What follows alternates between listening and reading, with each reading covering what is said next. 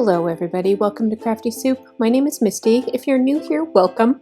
I offer free sketches once a month to my viewers for you to use in your scrapbooking world to help make your life a little bit easier. Now I'm kind of behind schedule because of some life events and some crafty events, so I have both May and June for you this time around. So let's go ahead and dive into what I've got for you from May.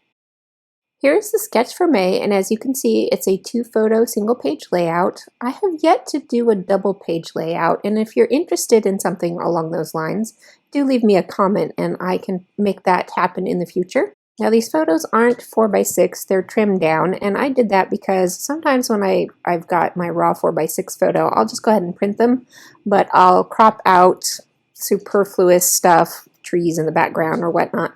So I want to have sketches around that help accommodate trimming those photos down a bit. So that's what I had in mind when I created this sketch.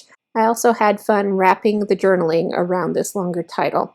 So that is the basis for the May sketch. Let's go ahead and take a look at a project I created in May with this sketch in mind. Here's the project, and as you can see, I have these 2 photos, and I was having a lot of trouble with glare when I photographed this project, so excuse my glare. But these were 2 photos of another craft that I enjoy, which is crocheting little critters, and that is called amigurumi, and that is why I thought this very long title would work well. Now, as you can see, my photos are actually trimmed down a bit smaller than what is in the sketch because my title has some space to go under there, and I have plenty of room down there for a larger embellishment. And I swapped out that upper embellishment with more journaling, which happens to be the definition of amigurumi. And I mixed up this sketch a little bit by creating 3 little smaller clusters of embellishments that take place of those bigger flowers in the sketch. I created this layout for my Layout a Day challenge, and if you don't know what that is, I will leave links below so you can find more information on that. So that is May sketch. You can visit my blog to download these files. I offer both a Photoshop version in case you want to digitally alter it, or if you're a digi-scrapper, you can use it that way. And I also have a PDF version that you can print out and save in a file if you like to print out sketches. So let's go ahead and move on to June's sketch.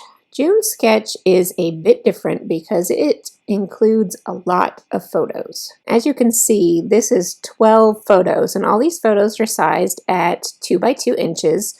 And this one is especially great if you're a digi-scrapper because it's easy to drop in all your photos and resize them.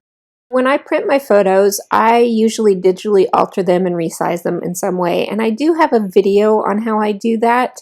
And so I will leave a link for that below if you don't have a lot of comfort level with digitally resizing your photos. The other thing about this layout is that I wanted to have a layout that gave me space for lots and lots of journaling. And so I've got a main bit of journaling at the bottom, and then each photo has a little bit of room for its own little kind of caption style journaling. So let's go ahead and take a look at the project I created based on this sketch.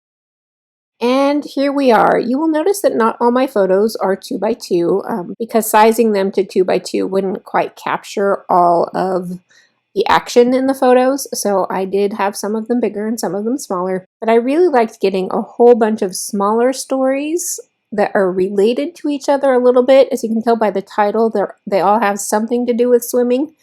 But because they've happened over so many years with my different kids, I didn't necessarily have a chance to capture each one of these stories as life went on. So I don't mind just combining them into one layout, and that saves me time, it saves me money, and it saves me materials. So when I can wrap up stories into a single layout, I find that to be helpful.